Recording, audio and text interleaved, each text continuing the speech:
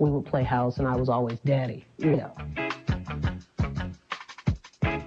I was always with the guys. I played sports. I fished every day. I hung with guys. And maybe there was always one or two little other tomboys that ran with us. But it was mostly Pippa and the guys. Back then, in the 40s, butch was described as boys. Later on, it became tomboy for girls. But then butch was given to lesbian young girls by heterosexual people who were trying to describe the same thing, only these were girls.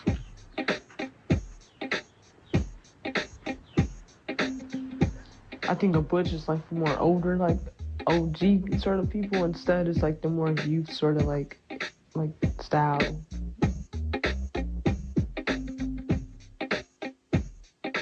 There you go. Simple enough. I don't really consider myself butch. I mean, I'm really a big Nelly fag.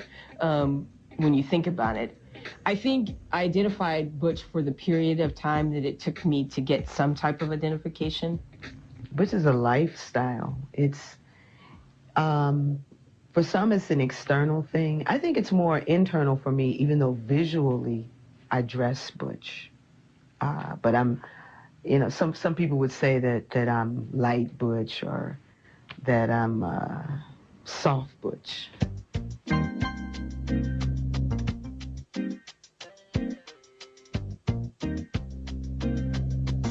I think that a lot of butch women could identify with me when I say that I feel very uncomfortable wearing dresses and putting on lipstick, and because I feel like it's attracting a certain kind of group that I'm not wanting to attract. I feel like I'm false advertising.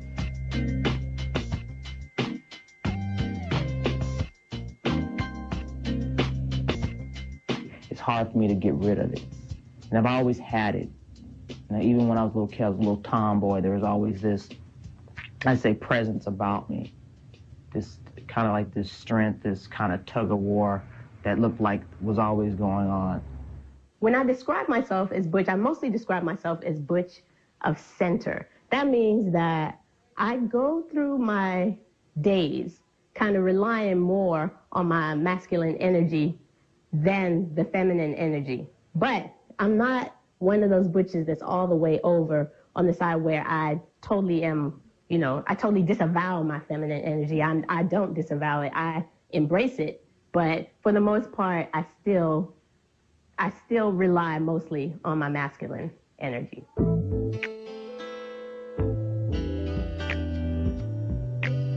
Growing up in the 70s, and young like that, it was, you had to wear a dress. I was a daddy's girl, and when they were divorced, it was very painful. Mother probably knew because she did everything in her power to keep me. And my father was a minister, so it was also the preacher's daughter showing up in jeans. The side of me trips my mother out, mainly because I look just like my dad. I look just like him. I drove my mother crazy. She wanted me to be a petite little femme girl running around, and I was running around in sneakers and bomber jackets and, you know, doing everything the boys did. My mother said she told my dad when I was 4 that she thought I was a little different. And that's when I started shedding the girly lace stuff, because I always try to put you in that stuff. And I started rejecting that stuff at 4 and wanting to wear pants. And anytime she'd take me to the store and say, what do you like? It would always be boys' clothes or men's clothes. Up until I was like 15, my mother was buying me dresses and praying to God that I would wear them. And I remember one particular Sunday, my sisters lured me into my grandmother's bedroom. One of my sisters slammed the door. 2 of my sisters threw me down and sat on me. And the other sister got the makeup out, and they held me down and forced makeup on me, which was a tremendous violation. I was very, very upset about it. And they thought it was really funny, and they really enjoyed themselves at that, but it really made me feel very small, very weak and powerless as compared to my sisters. I remembered going to church and having to wear a dress, and just, I would get physically ill. I would want to vomit because I'd have to put on a dress, and because it made me feel uncomfortable. I didn't feel pretty. But it doesn't necessarily mean I didn't think I was beautiful. I just didn't think that I was meant to wear a dress. There was this one woman, her name was Carmen. And I remember, I guess my sister was trying to introduce me, to lesbianism or something, because she knew I was gay already. So this was her attempt, I guess, at exposing me. So she brings Carmen, who's a belly dancer, to the house. And then she puts on all these red lights. It turns out all the lights in the house. And here's these red lights. And Carmen comes out with these veils. And she's just dancing, doing all of this stuff. And I'm just sitting there just grinning.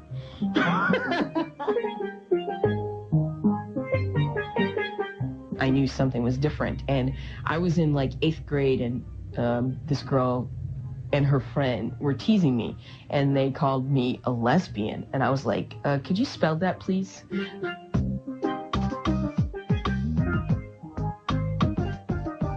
I didn't come out till I was in college. And that was because, I remember when I was 14 thinking that I was a lesbian. It's not like I didn't have crushes on girls, but I didn't really clue into them as crushes on girls. I just kind of thought I felt, differently towards girls than I did. But I had also, I had boyfriends and all this stuff. But then when I got to college, I went to a women's college, and it was on. After that, man, it was on. Because this woman took it in her mind that I was a lesbian, that she was going to have me, and finally I let her, and that was it. Like, the rest is history. After that, I converted half the school and left. I really began to identify as butch, verbally opening my mouth and saying, I am a butch, when I got to Mills. And my first semester there, I realized that I was living on campus, and I was pretty much free to be whoever I wanted to be.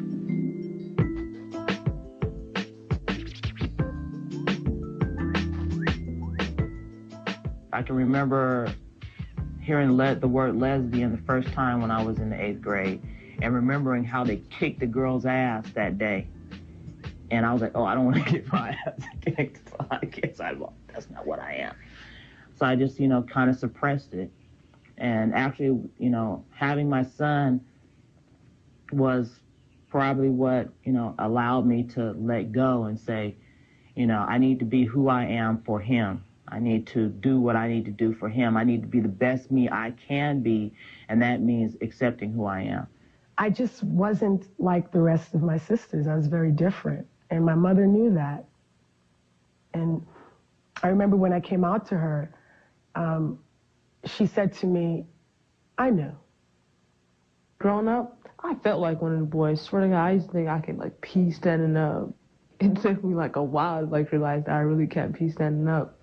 And I don't know, I've always just felt like one of the boys. Even now, all the boys what's up, Say? I'm one of the boys. I consider myself a masculine female. For the time that I was, I guess, butch, it was another identification process in the process of coming to my issues around transgenderism. I wear cologne. I know women who hate cologne, though. I don't know, my room is basically like a boy's room. You see all these, little boys' clothes and all my cologne, my Old Spice, and all my men's stuff. I don't wear nothing that has to do for a woman. Can't get me to do it. Only thing I wear is a sports bra, it's the only thing I have for a girl. My mother considered me to be one of her sons on a lot of levels. My mother is dead, but before she died, she spent a lot of time talking to my aunt and my sisters and whatever about me. And it wasn't until she was dying that we really began to talk about me and who she had perceived me to be and all this other stuff, she pretty much said to me, you know, I always knew that I would have to worry with girls as well. So in her mind, it was very clear, you know, that I was same-sex loving and, you know, that sex being female. And that was going to be just like she was going to have to deal with her sons. I didn't fit the picture that she was looking for, I think, when she adopted us. So, you know, I think she thought she was going to get a little girl she could put in dresses and shoes, and I'd be happy about it, and that was the furthest thing from my mind. Wow, I love my father a lot. I just always wanted to hang out with him. He did so many things that I loved. He just like loved to fish. He would hunt at times. He would paint. He would work around the house and do like handy things. And I just wanted to do that with him. I don't know. I think he was a little sad that he didn't have a boy. You know, he had so many girls, and then here I come, his last chance, and here I am. When I would pull up to go to see my mother, I would stop in the car and put lipstick on. And that would just irritate me so much because, you know, I just didn't want to have to hear her mouth talking about my hair, talk about, you know, why don't you wear this? And then one day I just stopped doing it. And she just started, you know, kind of harassing me and saying, when are you going to grow your hair, da-da-da-da. And I just kind of went, like, Ma, you just don't see it, do you? You don't see me.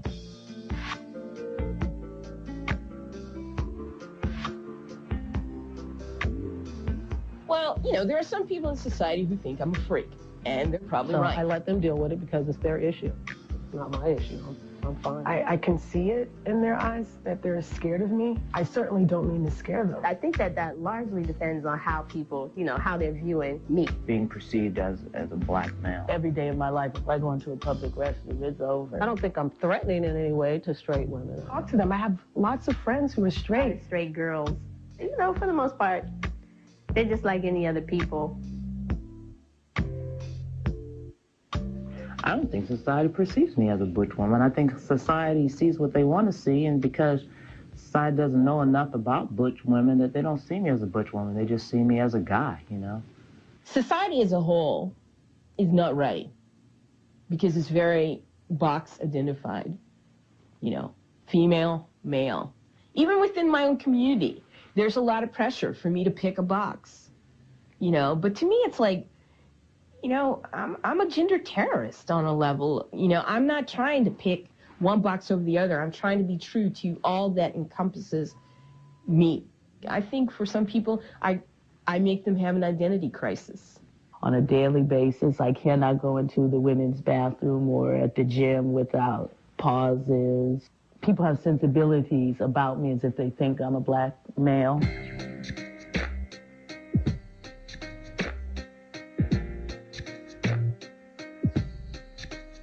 When I'm perceived as black male, the intensity notches go off the scale.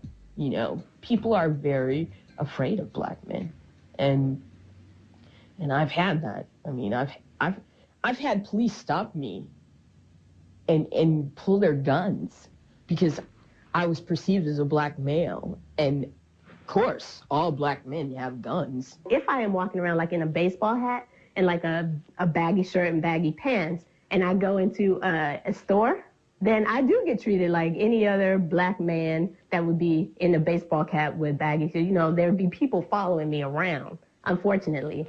I feel for my brothers. You know, I know and they experience that daily. You know, I have my incidents of it happening to me.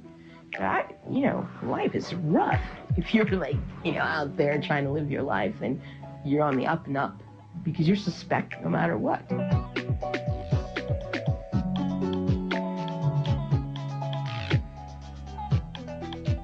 Sometimes going to the bathroom can be a little of an issue, depending on, like I said, how busty I'm looking. If I'm not looking really busty, I can walk straight to the men's bathroom and not have them say a damn thing to me. I go to the women's bathroom, you know there's going to be some woman in the bathroom who's like, what are you doing in here? Get out! And I go to the men's bathroom, there's going to be some guy in there who's going to be clocking me and is going to ID me as, you know, that's not really one of us. I'm a butch woman, but I'm a woman nonetheless. And when I have to use the restroom, there's a little sign. It says women. If there was a butch women's restroom, I'd go there. I guarantee you, I'd never have to wait in line.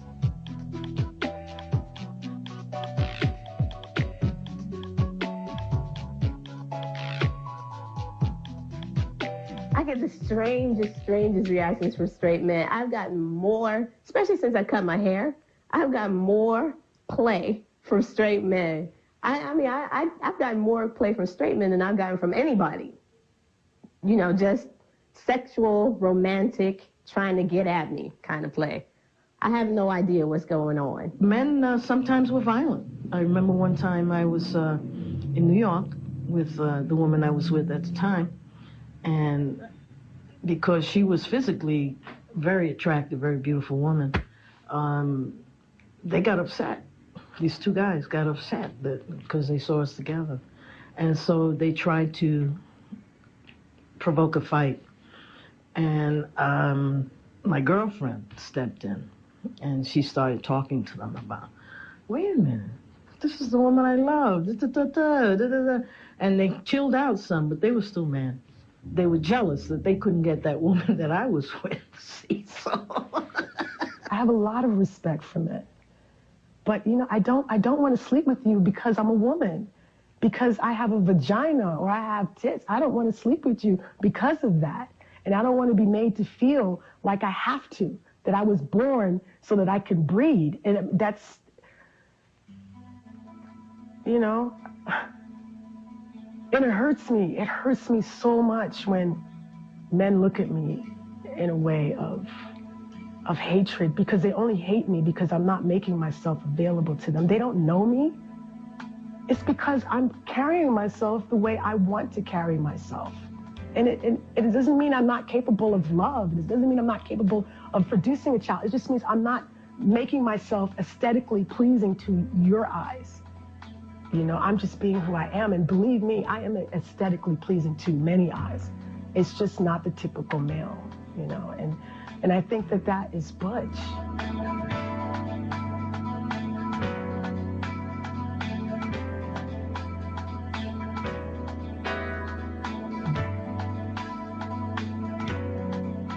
Gay men love me too, because they think I'm really handsome. They think I'm just as cute, and they just be like, oh, if you was only a real boy. When I go to a gay club, when I mean gay, I'm speaking men, oh, I get more action than going to a lesbian club.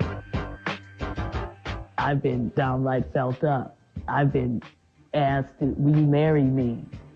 I've had men mistake me for other men that they thought that, you know, I was. I've had men come on to me, grab at me, be men with me.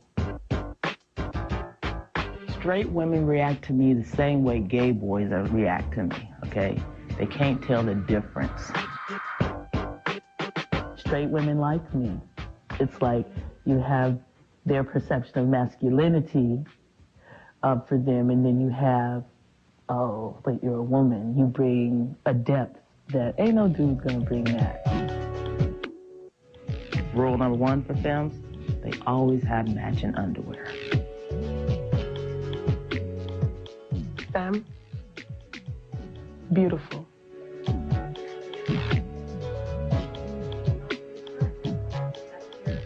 Oh, that's the desire of my heart, a femme.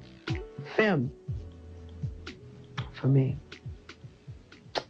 pretty, witty, is gonna be spending several hours getting ready to go out to dinner or to go somewhere. The hair, the makeup, the shoes, the clothes, the you know, their little ways that they have, nails, and, you know, manicures and pedicures and soft clothing, the look, the eyes, their lips, the way that they move. It's just, it's magic. It's magic. I like high femmes who like to also explore their different kinds of energy. So for instance, when I say, I'm a sexual switch, that means that, I'm going to approach a subject that a lot of butches don't want to talk about. That would be penetration. When I was younger, in my younger days, I would have to say that, to be a strong butch, you don't like penetration. You don't do that kind of thing. And then I started to think about, how do you free yourself? How do you free yourself of any type of limitations? And the more limitations that you free yourself of, the more stronger you are. I'm not what you'd call a stone butch, where I can't have any touching, I mean, I'm very open to many things. I'm just not open to penetration of any sort.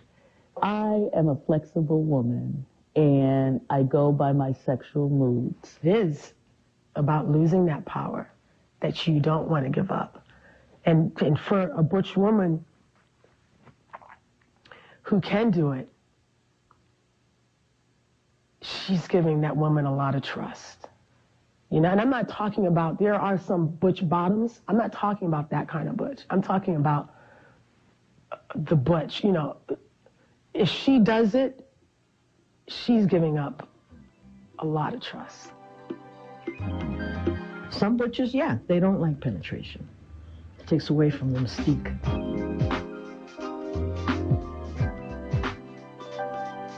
Sometimes, like, in the youth community, like, we have to give studs advice on, like, girls, like, how you approach a lady. I have a very harmonious relationship with the woman I'm with now. We are partners in a relationship. That's it. I'm going to do for her, and we do for each other, and, it's a partnership, definitely. She's the softness. She gives me that soft quality that I need to have, where I have more of a hard edge, and where sometimes she doesn't. And I help her to find that, how to cut to the quick, where she helps me be a little bit more diplomatic and process things more, where I don't want to process things. So yeah, she slows me down. She validates me, and the relationship is just wonderful. She's wonderful. It's a woman's gift to nurture. Doesn't mean you're an ass. Doesn't mean you need to be taken advantage of, or someone needs to take advantage of you. You just got to learn how to pick your partners a little better so you're appreciated. Because nurturing is, if not 90% of what holds people together, and they don't get it. If you really want to nurture a relationship, you have to learn how to do those things for one another. My son, most of his life I've been gay. When he was 7, he wrote me this letter. I still have it. It talked about how he didn't want me to be gay. And that's when I think it started becoming an issue, because he started saying that his family was different than other families. But he'll bring friends over now, and it's like, this is just my mom, Y'all got a problem with it? Whatever, this is my mother. She cares for me, she loves me, she takes care of me, and that's what's most important. Butchers do not have long, girly hair. You can have long hair, but it can't be girly hair. Oh, you don't have no squeaky voice. You try not to have a squeaky voice. The stereotype is, if you're a butch, you just run after women all the time. That's all you do. And that's a lie. But that's the stereotype. Well, there's lots of them. My own personal, I don't have any stereotypes about butches. But what I've heard is that they want to be men, that they don't like being women, that they don't like men and feel threatened by men, that they are more powerful, that they are stronger, that they are, more logical, more like men than femmes are. So that means probably they're not going to ask for directions when they're lost. Butches will never die.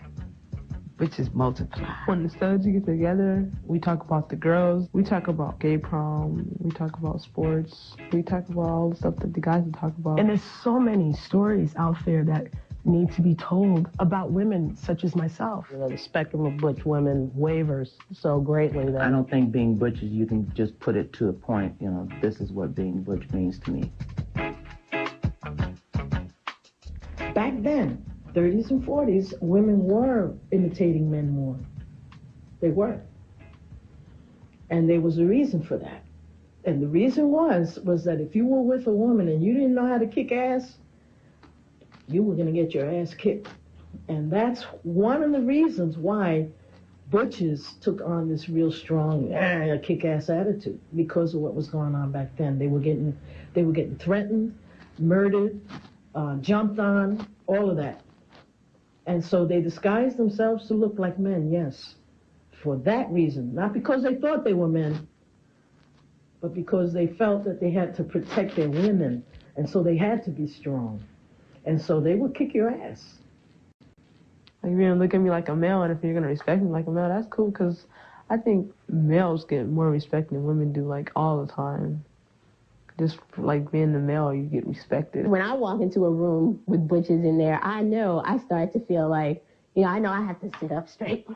I try, show my muscles a little bit more. I might sit with my legs more open, try and look more masculine. There's no swish in my walk. There's nothing about me that says, oh, that's feminine. If you look for me from behind, you go, oh, that's a guy. You look at me from the front, you say, oh, that's a guy. I mean, my shoulders are square. There are women who have bigger hands and who have square shoulders, but there's a way that they carry themselves to compensate for that, that I'm a feminine woman. There are butch people everywhere. There are butch people every culture, like I said, there are some, straight women who, I got some people in my family seem, a little butch to me. Butches are, as what I'm concerned, is, slim pickings. As far as, how many butches do I know that I would say are butch? I think it's a presence, it's an attitude. I think we got a lot of baby dykes out there, which I consider to be, the young butches trying to grow up into, to fill, I guess, my shoes, Skylar's shoes. I think to be an OG, it means to be someone that grew up and went through everything that the youth are going through now, and to just know that, like, everything's not okay, and just to be that person that all of the youth ran to, and, like, just know the game, Like, the game is basically surviving as being a butch woman. Sometimes I think of myself, and I think that I am the product of, or I've pulled in, like, aspects of men that I've known in my life, like my father, my uncles, and brought them in to have this kind of a attitude, this kind of feel, this kind of suaveness. And that's kind of how I see butches to be. You have an edge there, but there's a certain amount of softness to us, a certain amount of sweetness to us. You can connect with different people who have the same kind of energy as you do, or who rely on the same amount of, masculine energy as you do. And you can do that in any culture, and I think that's really, really important. We've been around for a long, long, long time, and it's just now becoming that we're able to find a voice. And I think that people are afraid of that. The the politics of butchness, it feels like the politics among men, where nobody wants to be perceived as weak. Everybody wants to be perceived as strong. Everybody wants to be perceived as an insider in this group. I think we're the type of women that people like to talk about like this, and we don't get a lot of attention or play, and we motivate a lot of people. I think to be butch on that level is you have to be very strong, even if you're not in touch with all the definitions and what politics is what, and just to walk the street and to be a woman who does go outside of that female box that we're told we have to fit in. You have to be strong to do that.